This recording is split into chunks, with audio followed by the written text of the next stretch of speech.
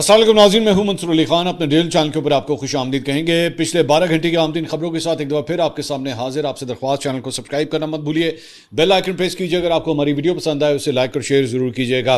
गिलगित बल्तिस्तान के इलेक्शंस काफ़ी हद तक रिजल्ट जो हैं अब फाइनलाइज हो चुके हैं और टैली क्या बताता है ये तफसीलात आपके साथ शेयर करेंगे। आज़ाद कश्मीर में पिछले वीलॉग में हमने आपको बताया था CMH पे क्या कुछ हुआ था, उसकी डिटेल्स भी फर्दर आपके साथ जो है इस वीलॉग में शेयर करेंगे। और साथ ही साथ इस वीडियो के एंड के ऊपर जाके मैं आपको एक प्लेन क्रैश के हवाले से एक वीडियो दिखाने जा रहा हूं। बड़ी खौफनाक किस्म की वो वीडियो है, उसे देखना मत भूलिएगा। लेकिन सबसे पहले हम बात करेंगे ईरान और इजराइल के दरमियान जनाब एक दफ़ा फिर जंग की सूरत हाल जो है वो शुरू हो गई है। उसकी डिटेल सबसे पहले आपसे शेयर करेंगे। लेकिन आपसे दरख्वास्त, चैनल को सब्सक्राइब करना मत भूलिएगा, बेल आइकन प्रेस कीजिए। अगर आपको हमारी वीडियो पसंद आए उसे लाइक और शेयर ज़रूर कीजिएगा। और सब्सक्रिप्शन के लिए आपसे इसलिए दरख्वास्त है क्योंकि 32 लाख सब्सक्राइबर्स के टारगेट की जानिब जो है अब हम सिर्फ चंद कदम ही दूर हैं और आपकी मदद से ये टारगेट जो है बहुत जल्द इंशाल्लाह अचीव होगा।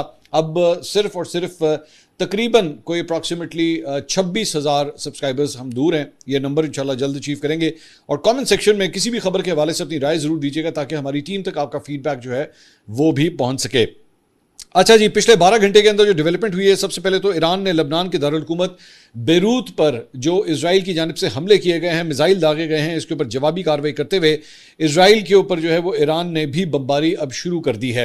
ईरानी मीडिया के मुताबिक दारुल हुकूमत तेहरान, तब्रेज़ और इस्फहान समेत मुख्तलिफ शहरों में धमाकों की आवाज़ें भी सुनी गई हैं क्योंकि इजराइल ने जो है वो ईरान के ऊपर अटैक्स किए हैं। जबकि करच के करीब भी धमाकों की इतलात मौसूल हुई हैं। इजरायली दिफाई फ़ौज ने ईरान के जनूब मगरब में वाक़ शहर महाशहर में एक पेट्रोकेमिकल तनसीब के मुतअद्दिद अहम मकामात के ऊपर जो है वो हमले किए हैं। ईरानी खबर रसा इदारे फारस के मुताबिक खुजिस्तान के एक सिक्योरिटी अहदेदार ने तस्दीक की है कि इजरायली फ़ौज ने महाशहर में वाक़े कारून पेट्रोकेमिकल कंपनी पर हमला किया है। अहदेदार के मुताबिक हमले के नतीजे में प्लांट के बाज़ हिस्सों को नुकसान पहुंचा है। ताहम नुकसानात की मुकम्मल तफसीलात और मुमकिन जानी नुकसान के बारे में मालूमात जो हैं वो फ़िलहाल आ रही हैं, अभी तक अपडेट इसके ऊपर नहीं आई। दूसरी जानब इजरायली फ़ौज ने भी हमले की तस्दीक करते हुए एक मुख्तसर बयान में कहा है कि इजरायली फ़िज़ाइया ने हाल ही में ईरान के जनूब मगरबी इलाके महाशहर में वाक़ पेट्रोकेमिकल कॉम्प्लेक्स के मुतअद्दिद अहदाफ को निशाना बनाया है।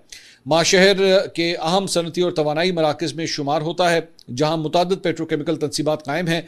इस हमले को ईरान और इजराइल के दरमियान जारी फौजी कशीदगी में एक नई पेशरफ्त करार दिया जा रहा है।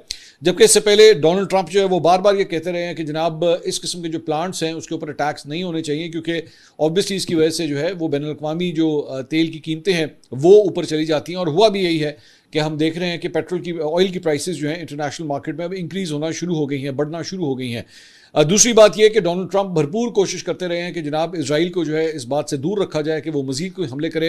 लेकिन ईरान के बार बार ये कहना था कि अगर लबनान के ऊपर अटैक्स किए जाते हैं हम उसे अपने ऊपर ही अटैक जो है वो कंसिडर करेंगे। अगर जंगबंदी करनी है तो तमाम फ्रंट्स के ऊपर जो है वो जंगबंदी होगी। और अगर जंगबंदी नहीं होती तो फिर अगर किसी एक जगह के ऊपर भी अटैक होता है तो इसका मतलब है कि जंग बंदी की अब खिलाफ वर्जी कर दी गई है और इसीलिए ईरान ने जो है इसके ऊपर रिटेलिएशन शो की है। इजरायली हमले से पहले ईरान ने शुमाली इजराइल की तकरीबन 10 बैलिस्टिक मिसाइल जो हैं वो उसकी तरफ फायर किए हैं। ईरान की पाकिस्तान इनकलाब ने दावा किया कि उसने इजराइल के 2 अहम फ़िज़ाई अड्डों नियोतिम और तल्लनोफ को मिसाइल हमलों से निशाना बनाया है। पाकिस्तान इनकलाब की जानिब से जारी बयान के मुताबिक ये कार्रवाई इजराइल की जानिब से ईरान के मुख्तलिफ इलाकों में वाक़ मुतअद्दिद रेडार तनसीबात पर हमलों के जवाब में जो है वो की गई है। ईरानी हुकाम का मौक़िफ़ है कि इजरायली हमलों में मुल्क के 3 मुख्तलिफ इलाकों में मौजूद रेडार मराकज़ को निशाना बनाया गया था, जिसके बाद जवाबी कार्रवाई का जो है वो फैसला किया गया। नियोतिम और तलनोफ इजराइल के अहम फ़िज़ाई अड्डों में शुमार होते हैं और इजरायली फ़िज़ाइया की कई अहम सरगर्मियाँ इन अड्डों से अंजाम दी जाती हैं। ईरानी बयान में हमलों के नताइज या मुमकिन नुकसानात की तफसीलात जो है वो फराहम नहीं की गई। इजरायली मीडिया के मुताबिक नाबलस के करीब इजरायली कब्ज़ा बस्ती में ईरानी मिसाइलों से 4 इमारतों को नुकसान पहुँचा है। इजरायली मीडिया का कहना है कि ईरान से दागे गए मिसाइल के गिरने से मुतअद्दिद मकानात को नुकसान पहुंचा। इजरायली फ़ौज के भर्ती सेंटर के करीब भी मिसाइल गिरे हैं। मिसाइल हमले से मुतअद्दिद इमलाक को नुकसान पहुंचा है। मीडिया रिपोर्ट्स के मुताबिक ईरानी मिसाइल से कोई जानी नुकसान नहीं हुआ। इजरायली हुकाम का दावा है कि ईरानी हमलों में सिर्फ माली नुकसान हुआ है। अब ज़ाहिर बात है इसको डाउन प्ले भी किया जाता है, हर दफ़ा जब भी कोई अटैक्स होते हैं उसको डाउन प्ले जो है वो किया जाता है। इसके अलावा ये वीडियो भी एक सामने आई है जिसमें ईरान की जानिब से इजराइल के ऊपर जो 10 बैलिस्टिक मिसाइल फायर किए गए हैं उसकी फुटेजेस जो हैं वो सामने आई हैं और ये ईरान के शुमाली शहर मलारत से जो है ये बैलिस्टिक मिसाइल्स फायर किए गए हैं, जो ईरान की जानिब से ये फुटेज भी जो है रिलीज़ की गई है। इसके अलावा ईरान से इजराइल की जानिब जो मिसाइल्स दागे गए थे वो उर्दून की फ़िज़ाओं के अंदर जो है वो नज़र आ सकते हैं, जिनमें से एक को मुबैना तौर पर रास्ते में ही तबाह किया गया। शुमाली उर्दून के इलाके में मिसाइल के टुकड़े गिरने की इतलात जो है वो मौसूल हुई हैं। इसके अलावा अमरीकी सदर ने ईरान के नाम एक पैगाम जारी किया है और उन्होंने कहा है कि इजराइल पर हमला बंद कर दो और मुज़ाकरात की मेज़ पर आकर बैठो और मुआहदा करो। डोनाल्ड ट्रंप ने फॉक्स न्यूज़ को दिए हुए इंटरव्यू में यह कहा कि ईरान ने मिसाइल फायर कर दिए हैं, लिहाजा अब इसे बंद करें और मुज़ाकरात की मेज़ पर वापस आए और मुआहदा करें। ज़हन में रखिएगा कि अभी तक इस सारे मामले के अंदर अमरीका की जानिब से अलबत्ता कोई अटैक्स नहीं हुए हैं। ये इजराइल और ईरान के दरमियान ही इस वक्त की मामला जो है वो गर्म है। उन्होंने मजीद कहा कि मुज़ाकरात उस समत में आगे बढ़ रहे हैं जहाँ इस हफ्ते 8, 9 या 10 तारीख को मुआहदे की जानिब पेशरफ मुमकिन है। वाज़ेह है कि ईरान ने लबनान पर जारी हमले को जंगबंदी की खिलाफ वर्जी से ताबीर करते हुए इजराइल की सरजमीन के ऊपर जो है वो जवाबी मिसाइल फायर किए हैं। इसके अलावा ईरान की national security and foreign policy commission के तर्जुमान इब्राहिम रज़ाई ने कहा है कि हमें किसी भी किस्म के मिसकैलकुलेशन का शिकार नहीं होना चाहिए। हम 9 मार्च के मुकाबले में कहीं ज़्यादा ताकतवर जवाब देने के लिए तैयार हैं। इस वक्त तक खामोश नहीं रहेंगे जब तक दुश्मन नदामत महसूस ना करे। इस वक्त तक खामोश नहीं रहेंगे जब तक दुश्मन अपनी सोच हिकमत अमली में तब्दीली ना लेकर आए। उधर ईरानी वजारत खारजा के तर्जुमान इस्माइल बकाई ने कहा है कि गुज़िश्ता 24 घंटों के दौरान जो कुछ भी हुआ उसका जिम्मेदार अमरीका है। तेहरान में प्रेस कॉन्फ्रेंस करते हुए उन्होंने कहा कि मौजूदा जंगबंदी की खिलाफ वर्जी की बराह रास्त जिम्मेदारी अमरीका पर आयद होती है। इजराइल के इकदाम को अमरीकी पॉलिसियों से अलग नहीं किया जा सकता। कोई मान नहीं सकता कि इजराइल अमरीका के साथ मुकम्मल हम आहंगी के बगैर खित्ते में हरकत कर सकता है। अमरीका की जानिब से जंगबंदी की खिलाफ वर्जी वाज़ेह है। हम जंगबंदी के पाबंद थे और वही इसकी खिलाफ वर्जी कर रहे हैं। इसके अलावा मशरक़ वस्ता में बढ़ती हुई कशीदगी के दौरान ईरान, इराक और शाम ने अपनी फ़िज़ाई हदूद में पाबंदियाँ आयद कर दी हैं। ईरान ने अपनी मगरबी इलाके की फ़िज़ाई हदूद गैर मुइना मुद्दत के लिए बंद कर दी है। दूसरी जानब इराक ने भी हिफाजती इक़दामात के तहत अपनी फ़िज़ाई हदूद आर्जी तौर पर बंद करने का ऐलान किया है। शाम की हुकूमत ने जनूबी फ़िज़ाई हदूद को 12 घंटों के लिए बंद कर दिया है, जबकि दारुल हुकूमत दमिश्क के बैनुल अक़वामी हवाई अड्डे पर तमाम फ़िज़ाई सरगर्मियाँ जो हैं वो मुअत्तल कर दी गई हैं। इसी से आप आइडिया लगा सकते हैं कि 3 मुख्तलिफ ममालिक की फ़िज़ाई हदूद अगर बंद हो गई हैं तो मामला जो है वो किस हद तक सीरियस है। उधर इजराइल के मरकजी बिन गोरेन एयरपोर्ट पर इमरजेंसी नाफिज कर दी गई है। इजरायली हुकाम के फ़िज़ाई ऑपरेशन के लिए हंगामी मनसूबाबंदी तैयार कर ली गई है और जंग बढ़ने पर मुसाफिर तैयारों को फौरी तौर पर मुल्क से मुंतकिल किया जा सकता है। दूसरी जानिब मकबूजा बैतुल मक़दस में मौजूद अमरीकी सफारत खाने ने अपने अमले और उनके अहल खानों को सिक्योरिटी खदशात के पेश नज़र महफूज मकामात पर मुंतकिल होने और एहतियाती तदाबीर इख्तियार करने की हिदायत कर दी है, जबकि इसराइल में तैनात अमरीकी सफ़ीर माइक हैकबी धमाकों के बाद बंकर में जाने के ऊपर मजबूर हो गए हैं। इसराइल में अमरीकी सफ़ीर ने बंकर से पैगाम जारी किया जिसमें ईरानी हमलों के दौरान बंकर में पनाह लेने की तस्दीक की है। अमरीकी सफ़ीर के मुताबिक ज़ोरदार धमाकों की आवाज़ें सुनाई दे रही हैं और ख़तरे के साए में इस वक्त वो ज़िंदगी गुजार रहे हैं। ये उनकी जानिब से बयान जो है वो दिया गया है। इसी से आप अंदाज़ा कर सकते हैं कि ईरान की जानिब से किस हद तक शिद्दत की बमबारी जो है वो की गई है। दूसरी जानिब यमन के हुसी ग्रुप ने इसराइल पर हालिया हमले की तस्दीक करते हुए दावा किया है कि उसने मकबूजा याफा के इलाके में वाक़ हसास इसराइली अहदाफ को निशाना बनाया है। हुसियों ने अपने सरकारी टेलीग्राम चैनल पर बयान जारी किया कि यह कार्रवाई खित्ते में जारी कशीदगी और इसराइली इक़दामात के रद्द-ए-अमल में की गई है। ग्रुप के मुताबिक हमले में इसराइल के अहम और हसास मकामात को भी निशाना बनाया गया है। इसके अलावा एक सीनियर अमरीकी ओहदेदार ने एक कॉल की तफसीलात से वाकिफ एक इसराइली जरिए के मुताबिक इतवार के रोज़ डोनाल्ड ट्रंप ने इसराइली वज़ीर आज़म बेंजामिन नेतन्याहू से कहा है कि वो ईरान के मिसाइल हमले का जवाब देने से गुरेज करें और सफारतकारी के लिए मज़ीद वक्त दें। ट्रंप ने एक्सियोस को बताया कि वो नेतन्याहू पर जोर देंगे कि ईरान के मिसाइल हमले का जवाब ना दें। ईरान का कहना था कि हमला इतवार के रोज़ बैरूत में इसराइली कार्रवाई के जवाब में किया गया है। और इसके साथ साथ अमरीकी सदर ने जो NBC को वो एक इंटरव्यू दे रहे थे वो पिछले 24 घंटे में जो है काफ़ी वायरल हुआ है, जब वो काफ़ी हद तक गुस्से में आ गए और वो इंटरव्यू जो है क्रिस्टियन वॉल्कर के साथ जो है वो ये इंटरव्यू दे रहे थे और उनके मुतअद्दिद दावों पर वो बार बार सवाल उठा रही थी, तो वो गुस्से में आके जो है वो इंटरव्यू छोड़ के चले गए और एंकर और उनके दरमियान जो मुकालमा था वो कैलिफोर्निया के हवाले से जो है वो गुफ्तगू हो रही थी, जब डोनाल्ड ट्रंप जो है वो काफ़ी गुस्सा कर गए। कुछ लोकल न्यूज़ की तरफ अब आते हैं। गिलगित बल्तिस्तान के हवाले से सबसे पहले आपको अपडेट देंगे और वो ये है कि जनाब 24 नशिस्तों के ऊपर जो इलेक्शंस हुए हैं उसका काफ़ी हद तक रिजल्ट जो है अब आ चुका है और गैर सरकारी नताइज के मुताबिक पीपल्स पार्टी को 9, मुस्लिम लीग नून को 5, 8 नशिस्तों पर आज़ाद उम्मीदवारों ने कामयाबी हासिल की है। एक नशिस्त जो है मजलिस वहादत मुस्लिमीन ने हासिल की है, जबकि 24 में से एक नशिस्त का फैसला होना अभी बाकी है। मेजॉरिटी जो ली है, मतलब सबसे ज़्यादा सीटें जो हैं वो पाकिस्तान पीपल्स पार्टी ने ली हैं। हमने आपको इससे पहले यही बताया था, हबीब अकरम साहब हमारे साथ पॉडकास्ट में थे, उन्होंने भी यही प्रेडिक्ट किया था कि पाकिस्तान पीपल्स पार्टी नंबर 1 पे नज़र आ रही है और मुस्लिम लीग नून जो है नंबर 2 पे नज़र आ रही है। इवन दो पाकिस्तान तहरीक इंसाफ की जानिब से जो है सुहेल अफरीदी साहब ने ट्वीट किया, उन्होंने कहा पाकिस्तान में इमरान खान साहब की वफाकी जमहूरी हुकूमत को 9 अप्रैल 2022 को बैरूनी साजिश पर अंदरूनी गद्दारों के जरिए गिराया गया। एक दफ़ा फिर गिलगित बल्तिस्तान के गयूर पाकिस्तानियों ने ताकतवरों को शिकस्त देकर इमरान खान साहब पर एतमाद का इजहार किया है, लेकिन बदकिस्मती से वहां पर भी अक्सरियत को अक़लियत में तब्दील किया जा रहा है। रियासत बंदूक के जोर पर लोगों की राय तब्दील करने में नाकाम रही है, इमरान खान साहब को झुकाने और उनकी पार्टी को ख़त्म करने में नाकाम रही है, और इंशाल्लाह ये ख्वाब इमरान खान साहब के दुश्मनों का हमेशा अधूरा ही रहेगा। कश्मीर लहू लुहान है, गिलगित में गम गुस्सा है, तो फैसला साजों को सोचना चाहिए कि ना अहलों का इक़्तिदार बचाना है या पाकिस्तान को। अच्छा, हकीकत यह है कि पाकिस्तान तहरीक इंसाफ की ये पोजीशन नहीं थी, ये बिलावजह इसको जो है वो अपग्रेड किया जा रहा है। अब मैंने आपको पहले भी बताया था कि ज़्यादातर इलेक्टेबल्स जो हैं, अब वो आप उसमें हवा का रुख कहें, उनको ऑर्डर कहें या जो कुछ भी कहें, अपनी मर्जी कहें, या वो उन्होंने देखा कि जनाब यहाँ पर जाना जो है वो ज़्यादा हमारे लिए अहम है, तो इसलिए उन्होंने जो है वो दूसरी पार्टियों का, हुकूमती पार्टियों का जो है वो रुख किया, पीपल्स पार्टी या नून लीग की तरफ जो है उन्होंने ज़्यादा रुख किया।